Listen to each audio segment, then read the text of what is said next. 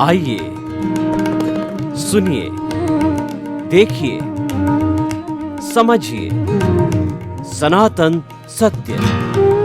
जैसी दृष्टि वैसी सृष्टि, दृष्टि विज्ञान।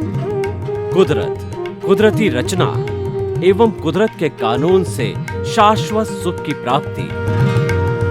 जोधपुर के परम पूज्य महात्मा उपासक प्रोफेसर डॉक्टर सोहन राज तातेड़ के निर्देशन में सनातन सत्य। जैसी दृष्टि वैसी सृष्टि, दृष्टि विज्ञान।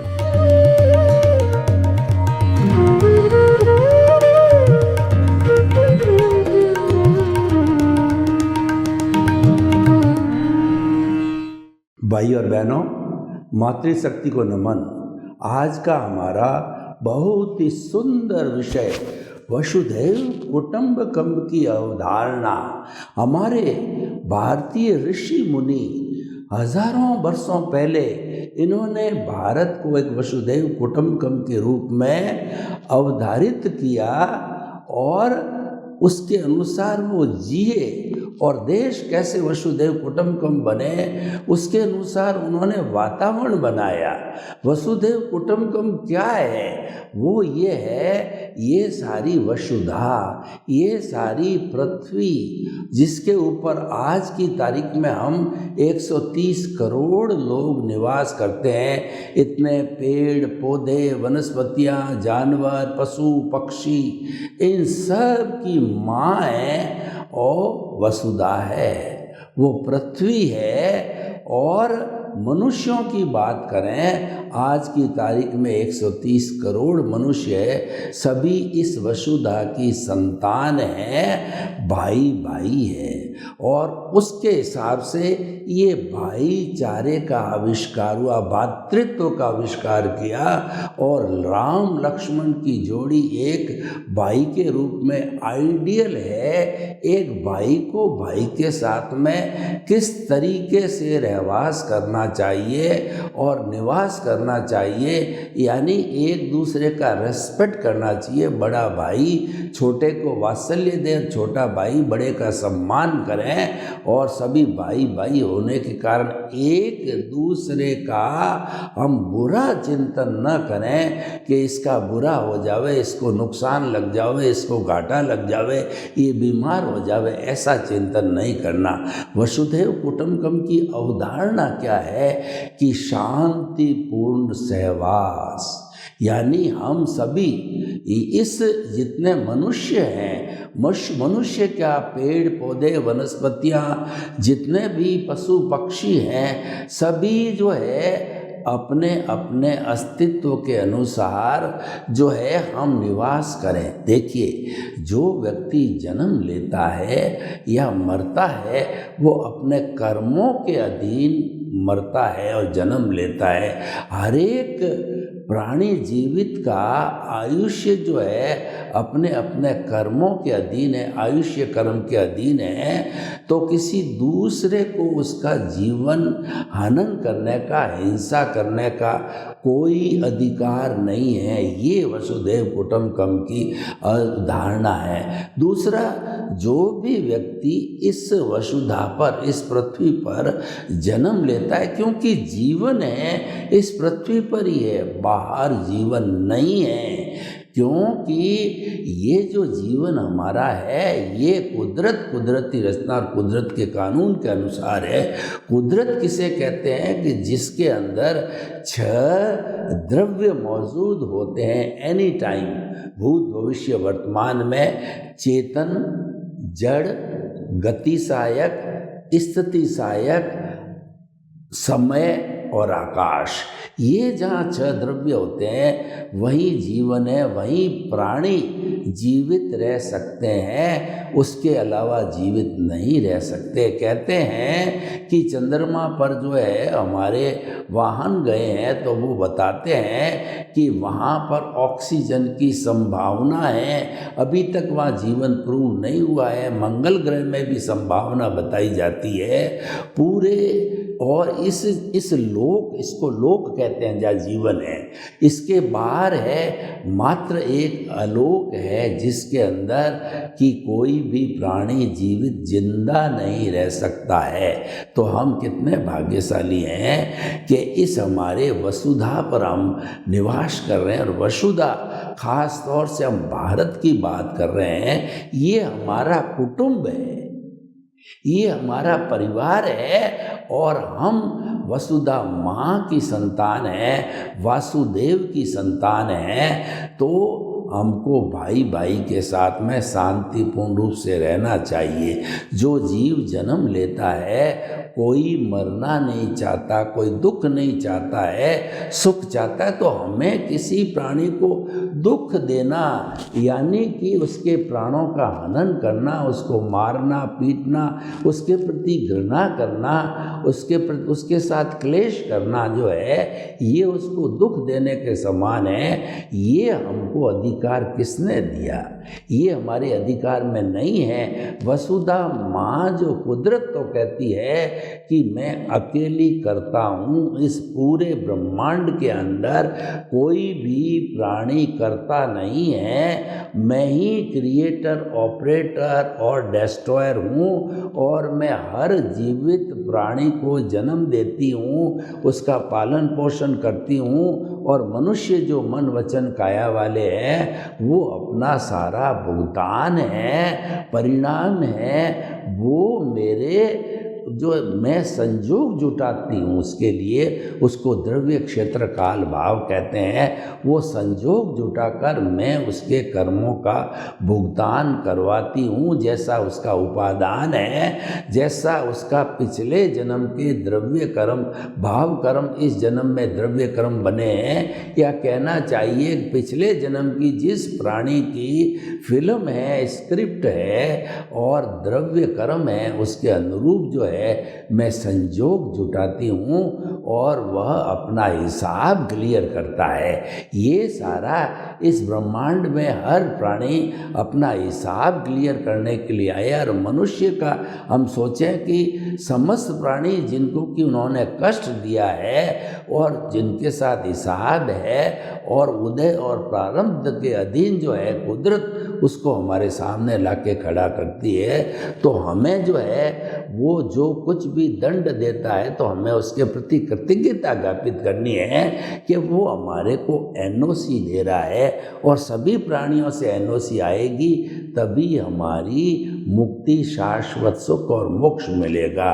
तो भाई और बहनों, हम ये कहना चाहते हैं कि जो है हमें हर एक के साथ में अच्छा जो है प्रेम करना चाहिए, व्यवहार करना चाहिए और किसी के प्रति बुरा चिंतन नहीं करना चाहिए।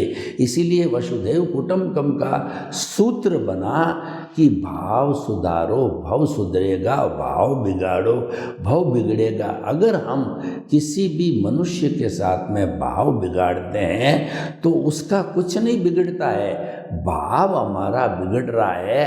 तो भाव बिगड़ने से कॉजल बॉडी बन रही है और वह कॉजल बॉडी हमको भव भवांतर में भ्रमण कराती रहेगी। ये जो भ्रमण है यही दुख का कारण है। बार बार जन्म लेना सबसे बड़ा दुख का कारण है, मृत्यु भी दुख का कारण है।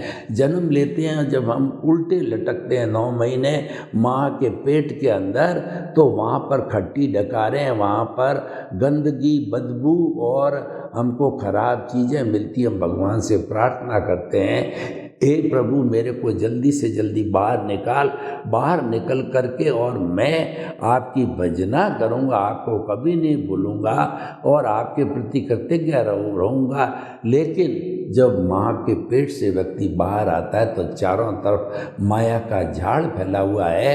तो वही घोड़ा और वही मैदान, वो भी उसके अंदर राग द्वेष करने लग जाता है, वो संसार के अंदर भटकने लग जाता, वो इंद्रिय सुख लेने लग जाता है। इस कारण से जो है वो भव भवांतर में घूमता रहता है।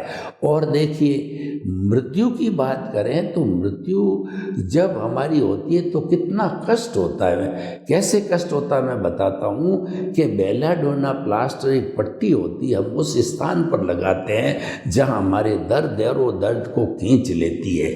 दर्द जब ठीक हो जाता है तो उस पट्टी को उखाड़ा जाता, तो उसके नीचे जितने हमारे रोए हैं उसको खींचते हैं और भयंकर दर्द होता है हमारे को। एक बार तो आँखों में से आंसू आ जाते हैं। उसी तरह से हमारे पूरे शरीर के अंदर आत्मा फैली हुई है और उसके ऊपर जो है एक आत्म प्रदेश पर असंख्य कर्मों के परमाणु जुड़े हुए हैं। उस पूरे कर्म शरीर को आत्मा मृत्यु के समय में बेलाडोना प्लास्टर खींचा जाता है। जैसे जो है वो आत्मा उस कर्म शरीर को खींचती है और दूसरे शरीर के अंदर जाती है, तो वो बहुत बड़ा दर्द की स्थिति होती मृत्यु की। तो इसीलिए कहा गया कि जन्म मरण है सबसे बड़ा दुख का कारण है।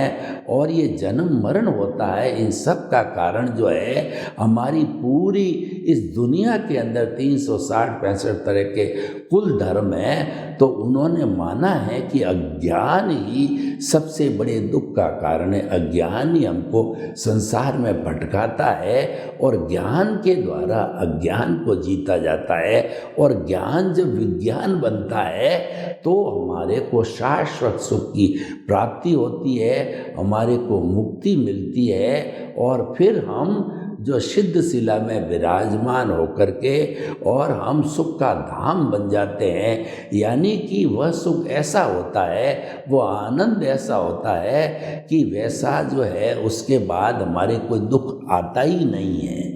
तो और परमानेंट स्थिति हो जाती है वो फॉर एवर की। तो भाई और बहनों, वसुधैव कुटुंबकम है वो परस्परो ग्रो जीवा नाम पर आधारित है, वो सामाजिक धर्म पर आधारित है कि हम गिव एंड टेक के फॉर्मूले से लगावे। यानी कि मैं व्यक्ति को सापेक्ष होना चाहिए। व्यक्ति जब निरपेक्ष होता है तब वो स्वार्थी बन जाता है, तब वो सेल्फ सेंटर्ड बन जाता है और संघर्ष की स्थिति आती है। और अगर हम परस्पर एक दूसरे के सहयोगी बनते हैं, सहयोगी कैसे बनते हैं मैं आपको बताऊं कि कपास उगाने वाला कपास उगाता है, उससे कपड़ा बनता है। फूड ग्रेन उगाने वाला फूड ग्रेन उगाता है, सब्जी वाला सब्जी उगाता है, फ्रूट वाला फ्रूट उगाता है और वह मार्केट से घूम करके हमारे पास आता है और हमारा भोजन उससे चलता है। इसी तरीके से मार्केट में जो लोग हैं वो सप्लाई का काम करते हैं, डिस्ट्रीब्यूशन का काम करते हैं, दर्जी है वो कपड़े सीता है, हर एक का अपना अपना काम करने से उसी को तो जीविकोपार्जन होता ही है। लेकिन वो परस्पर का जीवन है। अगर दर्जी कपड़े न सिए तो क्या हम नंगे रहेंगे? अगर फूड ग्रेन उगाने वाला किसान जो है वह जो है फूड ग्रेन नहीं उगाए तो क्या हम भूखे रहेंगे?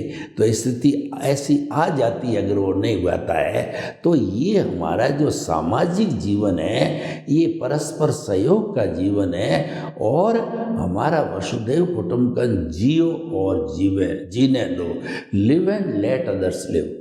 आप भी जियो, पड़ोसी भी जिए और सभी जिए। यानी हम सबके बीच में प्रेम का वातावरण होना चाहिए। प्रेम के लिए जो कबीरदास जी ने कहा कि पोथी पढ़ पढ़ जग मुआ और पंडित भयानक होए और ढाई आखर प्रेम का पढ़े सो पंडित हो। कहने का अर्थ है बहुत से शास्त्र पढ़ लिए लेकिन वो अहंकारी है, वो प्रेम का पाठ नहीं जानता है। और एक बेचारा अनपढ़ है, वो प्रेम का पाठ जानता है क्योंकि वह तो इंट्यूशनल लेवल पर जाता है। और पढ़ा लिखा व्यक्ति जो है वो जो है इंटेलेक्चुअल लेवल तक जाता है। बुद्धि का लेवल इंटेलेक्चुअल लेवल है और जो हमारे भीतर प्रज्ञा है उसका लेवल इंट्यूशनल लेवल है, वो भावनात्मक विकास है। और बुद्धि क्या है कि संसार में भटकाती है, वो राग द्वेष करती है, ये अच्छा है, ये अच्छा नहीं है, ये भोजन अच्छा नहीं है, ये भोजन अच्छा है, मैं इसको लाइक करती हूँ, मैं इसको डिसलाइक करती हूँ, ये व्यक्ति मेरे सामने साथ रहना चाहिए, ये व्यक्ति मुझको दिखना नहीं चाहिए। ये जो राग द्वेष पैदा होता है, ये पैदा करने वाली बुद्धि है। तो इसीलिए हमको बुद्धि का लेवल अच्छा है, लेकिन वह राग द्वेष करने वाली बुद्धि है, वो कुबुद्धि है। और समता भाव रखने वाली, न्याय करने वाली, प्रेम करने वाली बुद्धि है, वो सुबुद्धि है। तो हमें कुबुद्धि का वर्जन करना है और सुबुद्धि को बनाना है, काम में लेनी है, तो हम सबके साथ प्रेम से जिएंगे। अब देखिए कि ये वसुधैव कुटुंबकम हमारी पारिवारिक व्यवस्था पर भी निर्भर करता है। पुराने समय के अंदर जो है संयुक्त परिवार हुआ करते थे, 50-100 लोग, 3-4 जनरेशन एक ही बड़ी हवेली के अंदर एक ही चौके पर भोजन करते थे और सभी अपनी अपनी लाइन के अनुसार रोजगार करते थे। उनका जो दादा मुखिया होता था वो सबसे हेड होता था और बाहर ही कोई व्यक्ति आता था उसको मात्र हेड से मिल करके और जो है उसका आदेश का पालन करना होता था। दूसरे सभी लोग जो है इस टेंशन से मुक्त होते थे। लेकिन आज वसुधैव कुटुंबकम के अंदर बुराइयां आ गई है। आज लोग सेल्फ सेंटर्ड हो गए हैं, स्वार्थी हो गए हैं और जो है धन को महत्व दे रहे हैं। देखिए आज से 50 साल पहले अगर मैं एक जो है केंद्र से एक परिधि वाला व्रत खींचूं तो केंद्र के अंदर गुणी व्यक्ति रहते थे, गुण रहता था, चरित्रवान लोग रहते थे और चरित्र को, आचार को महत्व दिया जाता था और परिधि हमारा साधन था। धन दौलत, परिवार, रिश्ते नाते, पद प्रतिष्ठा, ये परिधि हमारी जड़ है। तो वो परिधि है, वो हमारा साधन है। और लेकिन मनुष्य ने क्या किया, परिधि पर जो जड़ टेम्परेरी साधन था उससे जो है आसक्त होकर के उसको केंद्र में ले आया और जो हमारा जो आचार, चरित्र, आचारवान, चरित्रशील व्यक्ति, धर्मगुरु, उन सब को पटक दिया परिधि पर। यानी वो सेकेंडरी हो गए, धन प्राइमरी हो गया। आज हर व्यक्ति धन के पीछे भाग रहा है और धन की प्राप्त करने के लिए वो किसी भी व्यक्ति तक का मर्डर कर सकता है। ऐसी स्थिति आ गई। और जो चरित्रहीन व्यक्ति होते हैं वो बाई हुक और क्रुक जो है धन कमा लेते हैं। तो उनका जहाँ पर सामाजिक कार्य होता है और जो रिलीजियस वर्क होता है, जहाँ पर सम्मान की बात होती है, तो पैसे प्रदान होने से पैसे वालों को सम्मान दिया जाता है। पैसे वालों को वो चरित्रहीन व्यक्ति है और पैसे वालों को जो है राजनीतिक पार्टियों में टिकट दिया जाता है और उनका वर्चस्व रहता है। जबकि उन्होंने बाई हुक और क्रुक उन्होंने अशुद्ध जो है साधन से धन कमाया है। जबकि वसुधैव कुटुंबकम की अवधारणा है कि शुद्ध साध्य के लिए साधन शुद्ध होना चाहिए, यानी आचार पे बहुत ज़्यादा जोर दिया गया है। वसुधैव कुटुंब की अवधारणा है, if your wealth is lost, nothing is lost. If your health is lost, something is lost. And if your character is lost, everything is lost. यानी करेक्टर मुख्य है। करेक्टर जाने के बाद कुछ भी नहीं बचा। व्यक्ति मात्र एक कलंकित जो है शव की तरह हो जाता है और वह जो है एक घृणित व्यक्ति है समाज में। समाज में लोग उसकी इज्जत नहीं करते हैं। परंतु आज का जमाना बदल गया, पैसे का महत्व हो गया। समाज ने पैसे को जो है महत्व दिया तो हर व्यक्ति का आकर्षण चरित्र की बजाय पैसे की तरफ चला गया। किसी तरह से पैसा बनाओ, लिविंग स्टैंडर्ड बनाओ और खर्च करो, लोगों को ये प्रभावित करो कि मैं जो है वो पैसे वाला हूँ और समाज में बड़ा व्यक्ति हूँ, तो ये अवधारणा गलत हो गई। ये जो है समाज में एक कुरीति आ गई। दूसरा, पहले हमारा जो हमारा समाज था वो व्यसन मुक्त था। अब बहुत ही अधिक तादाद के अंदर लोग व्यसनों का सेवन करने लग रहे हैं, और जो नई पीढ़ी है, खास तौर से हमारे कॉलेज और यूनिवर्सिटी के और स्कूल के स्टूडेंट्स हैं, वो कुछ ऐसे स्वार्थी तत्व, कुछ ऐसी स्वार्थी संस्थाएं कि पहले तो उनको फ्री खिलाते हैं और 10-15 दिन के बाद फ्री नशा खाते खाते भांग है, गांजा है और ब्राउन शुगर है और बड़ी बड़ी महंगी से महंगी जो है वो हज़ार रुपया तोले की जो है वो आजकल बहुत से जो है वो व्यसन के और ड्रग्स आने लग गई है।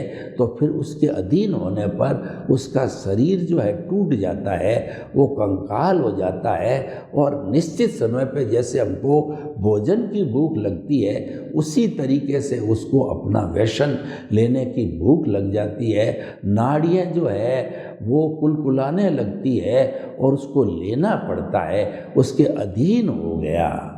इसीलिए क्या है, व्यसन है वो व्यक्ति को अधीन करता है। नशा जो है, पहले जो व्यक्ति नशे को खाता है और बाद में नशा व्यक्ति को खाता है। नशा नाश का द्वार कहा गया है। वसुधैव कुटुंबकम की जो अवधारणा पर इसको बहुत चोट की गई है कि समाज व्यसन मुक्त बने।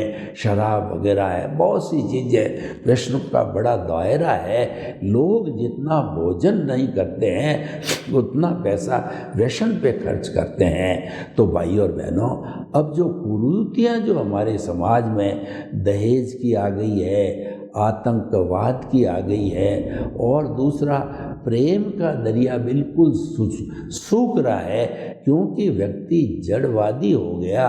पहले व्यक्ति जो है चेतनवादी था, चेतन से संपर्क किया जाता था, लोग एक दूसरे से मिलने के लिए आते थे, फैमिली टू फैमिली मिला करती थी, किसी को दुख दर्द गमी कुछ होती थी पूरा गांव आता था। गांव की जो रहन सहन की शैली अब समाप्त हो गई। बड़े बड़े जो है मल्टीनेशनल जो है हमारे जो शहर जो है बड़े बड़े बन गए हैं, मेट्रोपॉलिटन सिटीज़ बन गई है, वहाँ पड़ोसी कौन है यही पता नहीं। हम तो जड़वादी इतने हो गए हैं कि हमारा मोबाइल, टीवी और जो कहना चाहिए हमारा इंटरनेट है, ये सब जड़ वस्तुएं हैं। हम 24 घंटे में से अगर सोने के 8 घंटे निकालें, बाकी जो 16 घंटे बचते हैं उसमें से कम 12-14 घंटे तो उसी के लिए सभी लोग चिपके रहते हैं, क्योंकि उसके अंदर बहुत से एंटरटेनमेंट आता है। और जो हमारे जवान लोग होते हैं, बच्चे होते हैं, उनके लिए बहुत गंदे गंदे जो है चित्र भी आते हैं, फिल्में भी आती है, आकर्षण की चीज़ें आती जो हमको चरित्र से गिराती है, हमको अब्रह्मचर्य में लाती है, ब्रह्मचर्य गिराती है और हमारे वीर्य का स्खलन करवाती है। खास तौर से युवा लोग, बच्चे जिनके की चेहरे पर ओझ होना चाहिए, उनका चेहरा लगता है जैसे ये बीमार है, बूढ़ा है। मतलब जवानी का जो जोश होना चाहिए आज जवानों के चेहरे पर नहीं है। वो व्यसनी बन गए, वो अब्रह्मचारी हो गए। और जो है हमारी जो वेस्टर्न कल्चर है उसके अंदर ये सब बातें चलती है। हम उस कल्चर की बुराई नहीं करते हैं, पर वो कल्चर अपनी जगह तो ठीक है, लेकिन भारत की संस्कृति तो उससे सैकड़ों गुना बड़ी संस्कृति है। तो जब हमको प्रतिदिन खाने को हलवा मिलता है, हमारा घर जो है अफोर्ड करता है और हम पचाने की शक्ति रखते हैं, तो हम लूकी रोटी क्यों खाएं। परंतु आज बड़े अफसोस के के साथ कहना पड़ रहा है कि वसुधैव कुटुंबकम की अवधारणा को जो है आज चूर चूर किया जा रहा है, उसका एक सबसे बड़ा कारण ये है कि वेस्टर्न कल्चर, हमारी जो संस्कृति, रहन सहन, आचार विचार, भोजन और जो है हमारा ये व्यसन, इन सब पे इतनी हावी हो गई है कि अपनी गिरफ्त में ले लिया है। तो अब जो है समय आ गया है कि हमारे को एजुकेशन भी वैसी होनी चाहिए जैसे गुरुकुल प्रणाली, जो कि हमें गुरुकुल प्रणाली जो है अच्छा लेसन देती थी 25 वर्ष तक। सम, शम और श्रम की जो है हमको पाठ पढ़ाया जाता है। सम सोहन राज वाला सम का मतलब समभाव। आपके अंदर जो है सहन शक्ति होनी चाहिए। उतार आवे, चढ़ाव आवे, लाभ आवे, हानि आवे, सर्दी हो, गर्मी हो, दुख हो, सुख हो, हर स्थिति के अंदर एक सा संभाव रखो, उसका एक सा रखो। लेकिन आज का व्यक्ति तो जो है तुरंत टूट जाता है। वह तो बंदूक लोडेड खड़ा है, क्रिया की प्रतिक्रिया करता है। पुराने ज़माने में लोग जो है अपने से जो बड़े होते थे और वो वरिष्ठ नागरिक होते थे, चाहे 1 साल का ही बड़ा हो, उसका सम्मान करता था। आजकल उसका बेइज्जती की जा रही है, क्योंकि ये सम की संस्कृति बिगड़ गई है। दूसरा शमन करना, जो हमारे शत्रु हैं, क्रोध, अहंकार, माया, लोभ, इनको जीत करके जिन बनते हैं, अर्यंत बनते हैं और उनके अंदर अहंकार का एक भी कण नहीं होता है। वो 100% विनय भाव वाले होते हैं। लेकिन आज का इंसान तो क्रोध, अहंकार, माया, लोभ से भरा हुआ है, उसी का पुतला होता है, वो शमन नहीं करता है। गुरुकुल प्रणाली में शमन कराया जाता था। और तीसरा, श्रम की संस्कृति, मेहनत करवाई जाती थी कि लकड़ी खुद लाना पड़ता था, भोजन खुद बनाना पड़ता था, अपनी कुटिया का झाड़ू खुद लगाना पड़ता था और गुरु की सेवा करनी पड़ती थी। गायों भैंसों के जो होती थी उन सब का दूध निकालना होता था, चारा डालना होता था। यानी सारा जो आश्रम होता था वो सबको मिलजुल करके श्रमदान करना होता। तो श्रम की जो नीति है वो व्यक्ति समझता था। लेकिन आज वसुधैव कुटुंबकम की जो है अवधारणा जो है वो चूर चूर हो रही है। अब समय आ गया है उन्हें हम इसमें करेक्शन करें। सर्वे भवन्तु सुखिनः, सर्वे सन्तु निरामया। लोक के सब जीवों को सुख मिले, शांति मिले, आनंद मिले, प्रेम मिले और हम वसुधैव कुटुंबकम की पुनः स्थापना करके एक आनंद का सभी जीवन जिए। आपके प्रति मंगल भावना।